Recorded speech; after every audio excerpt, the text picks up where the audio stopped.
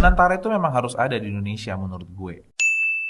Konsepnya bagus, pelaksanaan yang perlu kita kritisi. Nah, kita pahami dulu ya, yang bikin seorang konglomerat itu kaya bukan bisnis utamanya dia, tapi hasil investasinya. Kita ambil contoh misalnya Jarum. Pemilik Jarum itu bertahun-tahun menjadi orang terkaya di Indonesia. Bahkan kekayaan kedua pemilik Jarum ini ketika dibagi dua dan mereka berdiri sendiri-sendiri, maka dia akan menjadi orang pertama dan orang kedua terkaya di Indonesia. Tapi kalau kalian perhatikan, Jarum itu tidak selalu menjadi market leader di dalam bisnis rokok. Gue nggak punya data pastinya sih, tapi sepengamatan gue kayaknya dia bukan pilihan pertama dari orang-orang perokok di Indonesia ini.